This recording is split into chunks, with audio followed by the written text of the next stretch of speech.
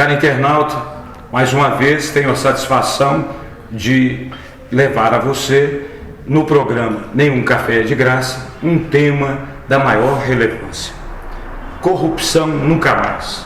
É um projeto desenvolvido que está em franco desenvolvimento pela maçonaria, a grande loja maçônica de Minas Gerais. Eu estou tendo a grata satisfação de receber o grão-mestre, o senhor Geraldo Eustáquio, também o coronel José Eduardo, o grande mestre da Polícia Militar, e também o Robson, que pertence à grande loja maçônica de Minas Gerais. O assunto, como eu disse, é corrupção.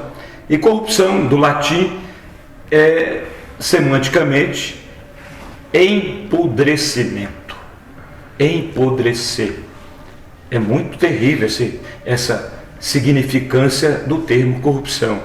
Mas está aí para todo mundo ver a tristeza de um país ou entes públicos serem considerados corruptos. E o que mais é comum a gente entender é que isso acontece em países não democráticos e países do terceiro mundo. O Brasil, ele ocupa hoje a 54ª posição num ranking internacional de países que existe corrupção. O primeiro país não corrupto, com um percentual de 9,7% de aceitação contra a corrupção, é a Finlândia. Por que será? Porque investe em segurança, em educação, em serviços públicos, e esse dinheiro não é desviado. Quem mais sofre com a corrupção é o pobre. Por isso, eu estou aqui para conversar com os meus amigos sobre corrupção nunca mais. O que é esse projeto? Para tanto, eu vou servir um cafezinho aqui para o grão-mestre Geraldo Eustáquio e também vou servir aqui para o meu mestre, o coronel José Eduardo, que me honra com a presença e vai nos esclarecer, Robson, sobre essa questão. Eu gostaria, grão-mestre, que o senhor pudesse nos dizer sobre o projeto Corrupção Nunca Mais. O senhor pode dizer para os nossos amigos internautas como é que surgiu essa proposta? Bem, primeiramente é uma alegria participar desse Nenhum Café de Graça. Isso, né? como Peter Café Frank, com prosa. né? Já e exatamente a gente discutindo sobre um tema de tamanha relevância para a sociedade, para a nossa cidadania. O projeto Corrupção Nunca Mais, ele foi gestado no seio da loja maçônica Regeneração Barbacenense, lá de Barbacena. Terra natal do exatamente. Então terra natal aqui. Nossa querida Barbacena. Terra natal do nosso produtor aqui. E foi idealizado pelos irmãos da loja e coordenado, liderado pelo irmão José Eduardo. Sim. Eles fizeram esse projeto e nos apresentaram. Quando nos foi apresentado, nós entusiasmamos, porque era aquilo que nós precisávamos, né? Nós estávamos há muito tempo preocupados com essa questão da corrupção, que o povo brasileiro estava perdendo a esperança, né? A indignação tomava conta da sociedade. Eles nos apresentaram esse projeto, nós gostamos. Como nós tínhamos uma Assembleia Geral da CMSB que reúne toda a maçonaria brasileira em Belo Horizonte, 2014, o grão-mestre da época, o Leonel Ricardo de Andrade, levou esse projeto aos grão-mestres de todos os estados brasileiros, né? Dos 26 estados brasileiros e do Distrito Federal. E quando o José Eduardo fez a apresentação do projeto, aqui mostrou o objetivo, o que se visava esse projeto, houve um entusiasmo geral e foi encampado. E a partir daí, deixou de ser um projeto da grande loja maçônica de Minas Gerais, passou a ser um projeto da maçonaria brasileira nos sistemas grande loja. Claro, coordenado pela grande loja maçônica de Minas Gerais. Então, nós estamos, por exemplo, amanhã nós estamos viajando para São Paulo, que terá a 44ª CMSB, A mesma reunião que teve o ano passado aqui terá em São Paulo. E isso será novamente debatido, porque ele está em franco desenvolvimento, em implantação. Então, nós entendemos que esse projeto será uma excelente contribuição da maçonaria à sociedade do Brasil, porque nós não podemos permitir que continue dessa forma.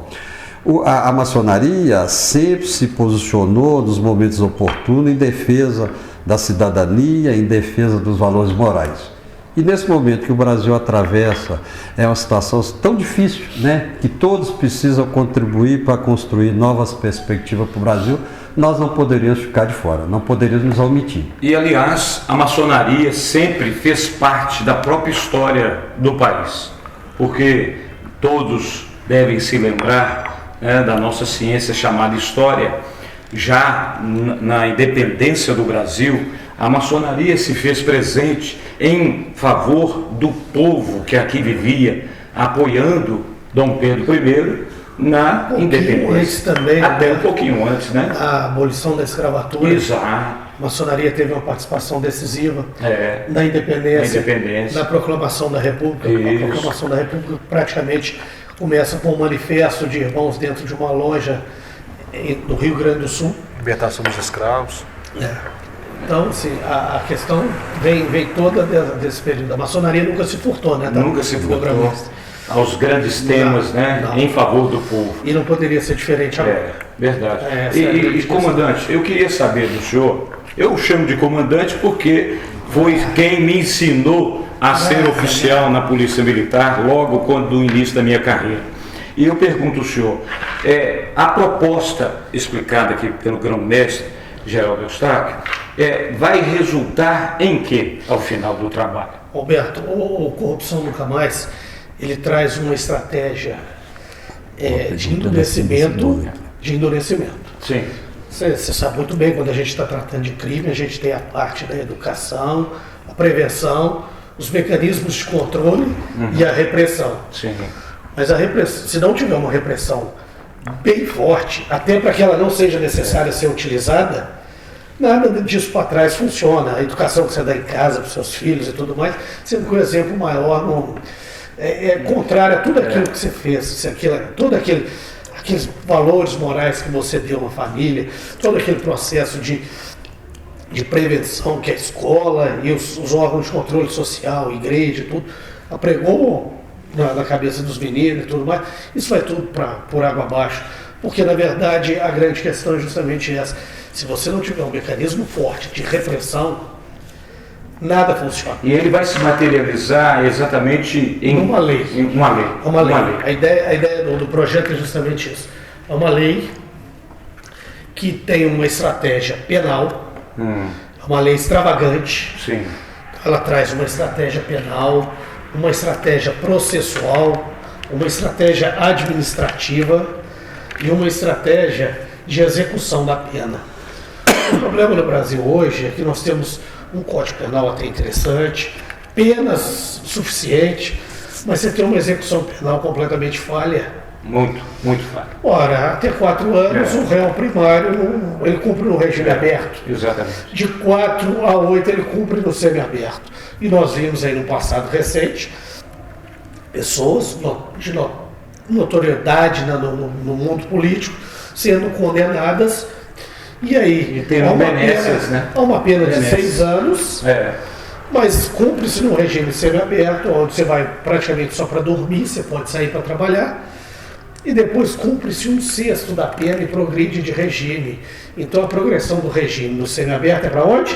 Para o aberto. Então o que acontece? O crime de corrupção está compensando.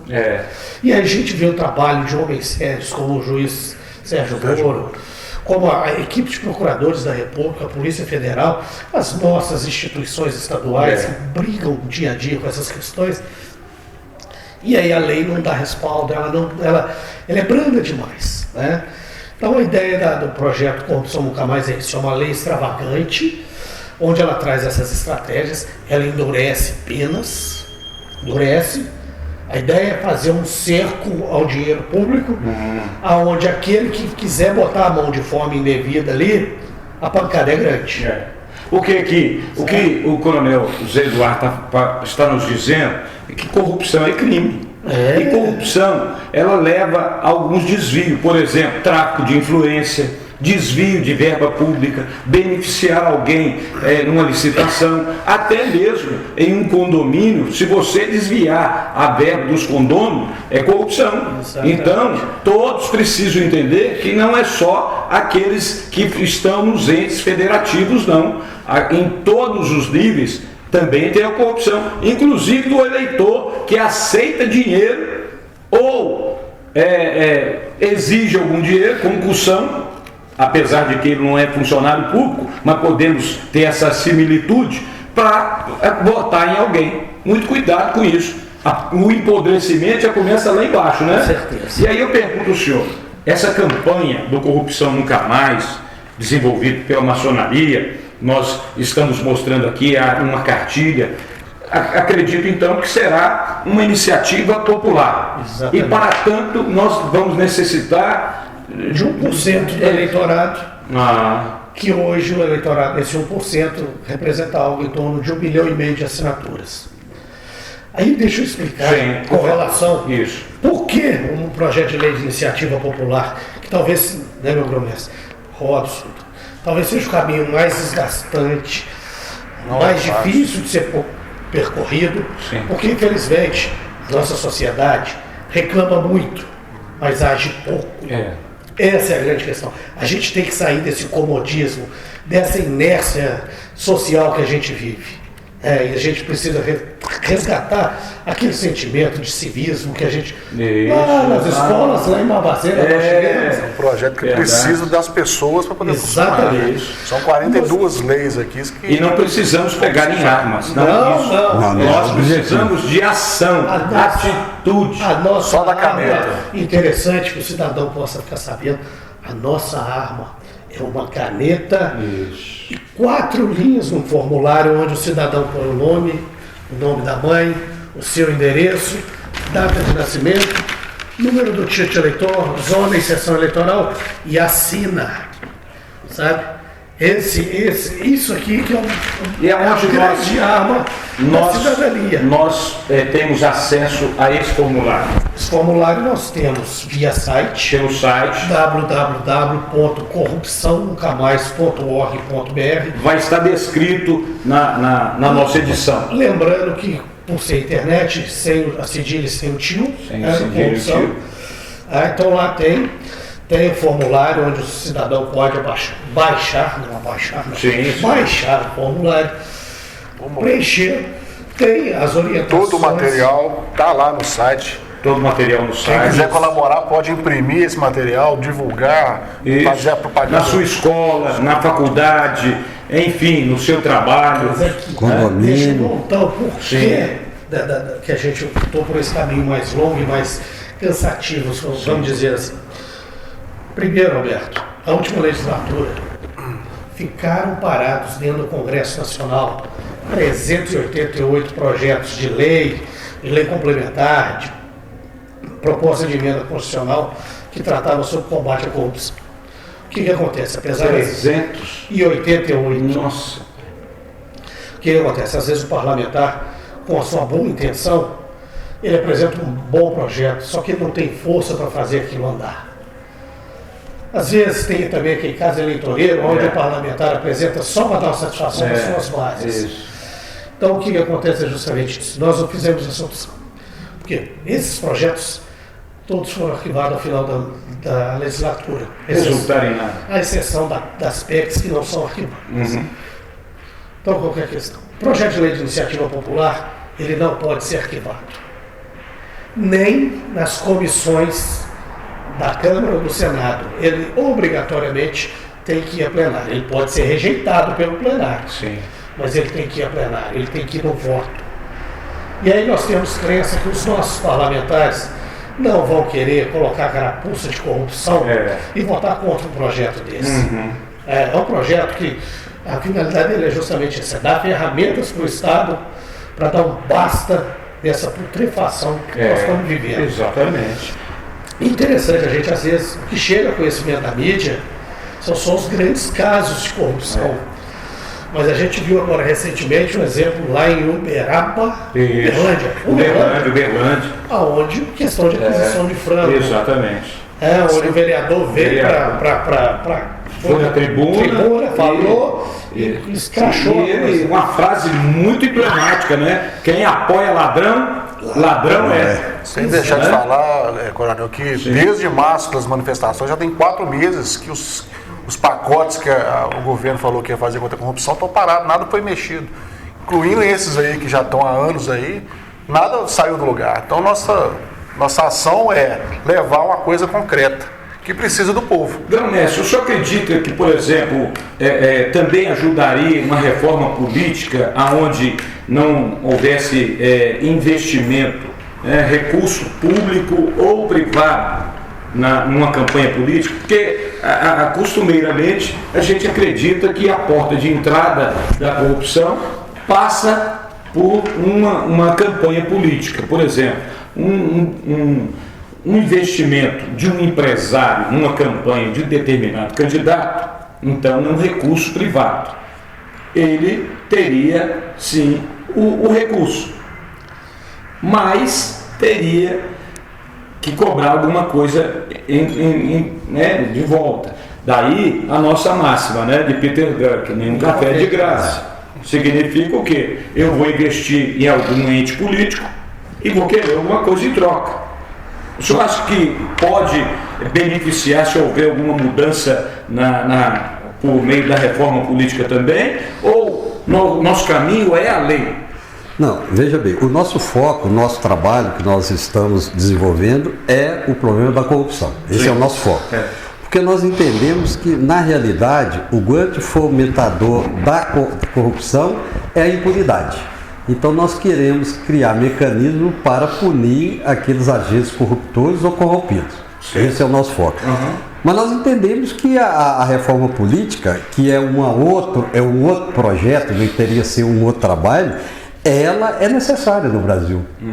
Porque ela ajudaria, porque da forma como nós trabalhamos, nós oportuniza essas ações de corruptos e corruptores. Não só a reforma política, no Brasil nós precisamos da reforma tributária, a reforma educacional, nós precisamos, a raiz de todos os nossos problemas é a educação, você falou aqui agora, é educação. A cultura, a corrupção está na nossa cultura. Aliás, o senhor está falando em tributação, mas num ano de 365 dias, 12 meses, nós trabalhamos 5 meses, para pagar impostos. Pois é, então o que isso leva? A sonegação.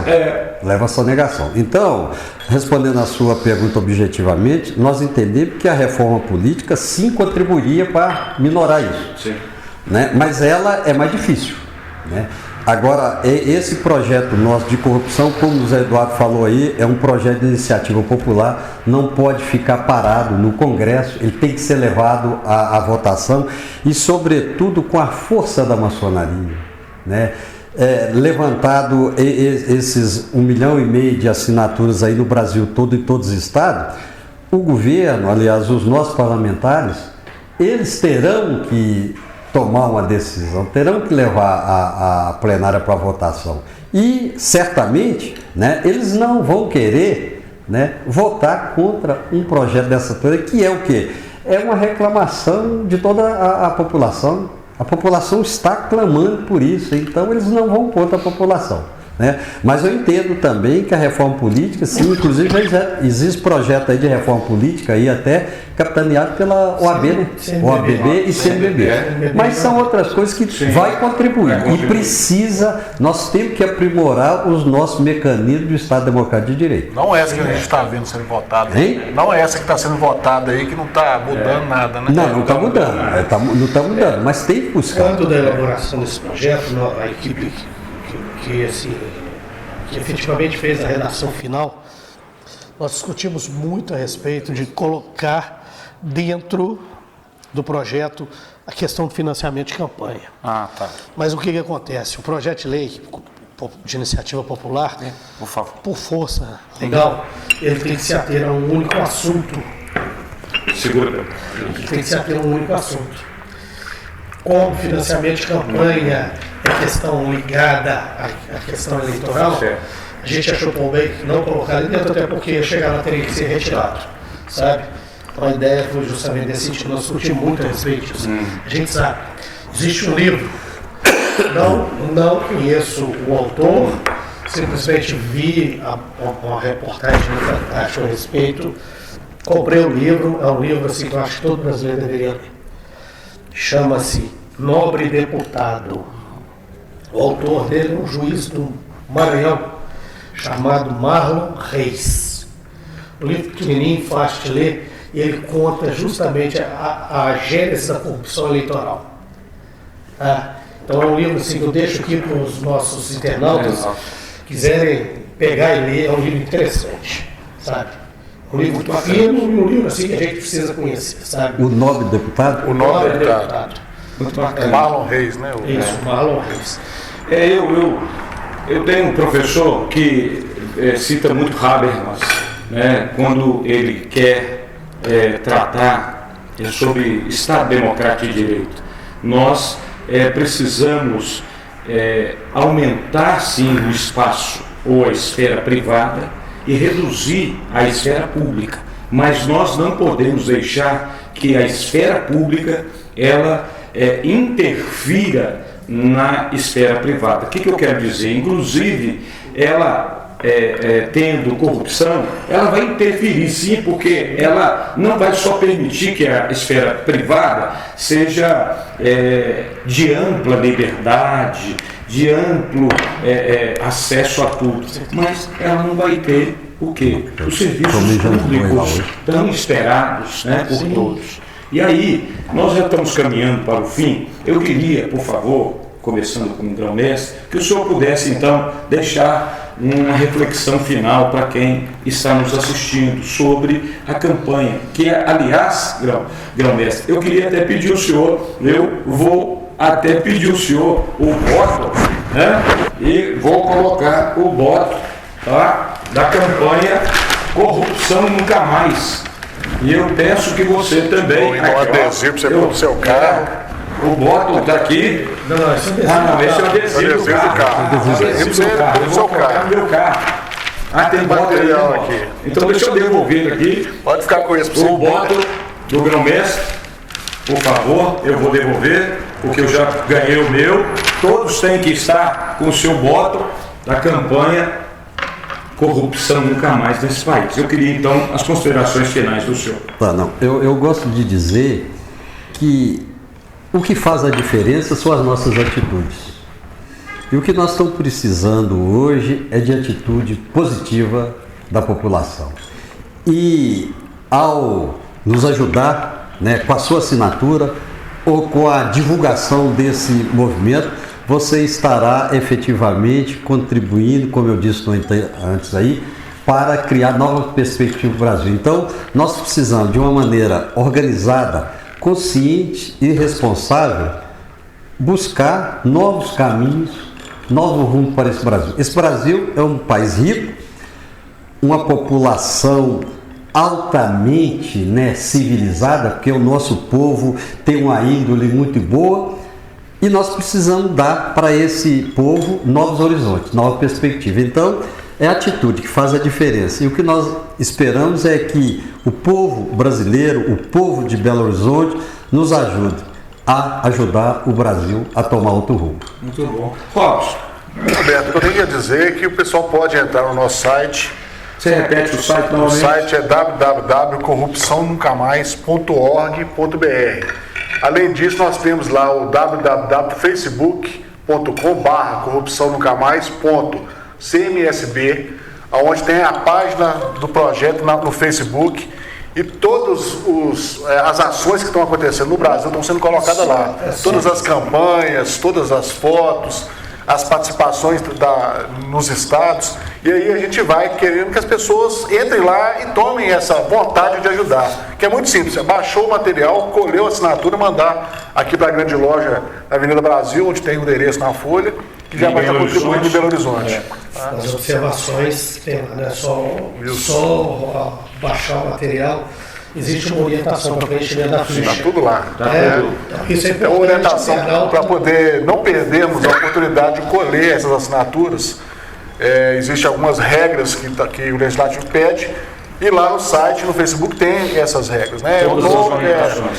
Mas a gente já fez o material de uma forma que a gente não perde aquela pessoa na hora. Mesmo ela não tendo todos os dados, se ela tiver o nome dela, o da mãe e a data de nascimento, e assinar a folha, nós conseguimos o título de eleitor dela pelo site do TSE. Isso. E o endereço certo. Comandante, as suas considerações, então. Bom, Alberto, como o meu grão-mestre disse, eu tenho batido muito na questão seguinte: quem não faz o futuro que quer é obrigado a viver no futuro que vier. Entendi. Tá? Então vamos fazer um futuro legal. E eu não quero futuro para meus filhos, não. Quero futuro para mim. Nesse ponto eu sou egoísta. Eu quero um Brasil melhor, que eu possa viver num país melhor. Porque esse negócio do Brasil ser o país do futuro já era. Eu acho que o Brasil tem que ser o país do presente. Nós temos que fazer um futuro, um momento melhor para nós, agora. Agora, é uma ferramenta que a maçonaria está colocando à disposição da sociedade. Sem o apoio da sociedade, por isso que chama-se iniciativa popular, sem o apoio da sociedade, nós não vamos conseguir chegar a lugar nenhum. E aí, lembrando aqueles bons tempos nossos lá de Barbacena, eu sempre encerro as minhas falas, as minhas palestras, com a letra de uma música do Raul Seixas chamado Prelúdio, que fala: sonho que se sonha só, só um sonho que se sonha só. Mas sonho que se sonha junto é realidade. Então gostaria de convidar os internautas para sonhar esse sonho, que é meu, é seu, é do nosso irmão Geraldo Eustáquio, do Robson, mas é um sonho da sociedade brasileira. Então vamos sonhar um sonho de um país mais legal para nós. Não é um país para os nossos filhos, não. Para hoje, para ontem, se possível fosse. Certo? Então fica o convite para o internauta. Te agradecer pelo apoio que você está dando ao projeto. Não nos surpreende pela sua conduta, pelo seu caráter, pelo seu amor a essa pátria, né? Então, assim, eu quero te agradecer de coração. E, mais uma vez, convidar os internautas para estarem conosco. Um país mais honesto. Eu gostaria só de fazer uma colocação aqui, que eu me esqueci. Sim. E pode ser que algum internauta indague. Sim. Né? Esse projeto não tem nenhuma conotação de cunho político partidário. Muito bem lembrado. Isso aí é fundamental que fique esclarecido. O nosso essência cidadã.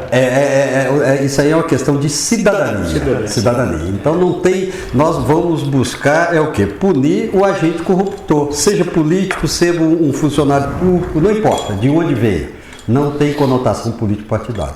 Alguém poderia arguir aí e falar qual é o objetivo? Partido, né? Tá certo. Não tem partido. Não tem. Não. O nosso partido é o Brasil. O Brasil, o povo brasileiro. O povo brasileiro. Isso mesmo. Eu agradeço aos nossos convidados, né, o grão-mestre Geraldo Eustáquio, ao meu comandante, Coronel Zé Eduardo, ao Robson. Obrigado. Agradeço a você, internauta, por mais uma vez nos prestigiar, assistindo, acessando, enviando sugestões, debatendo, mandando a sua observação. E eu queria fechar o nosso encontro desse momento lembrando um autor americano, Anthony Elbert, que fala uma frase célebre para isso: Corruption never has been compulsory, ou seja, corrupção ela não é compulsória.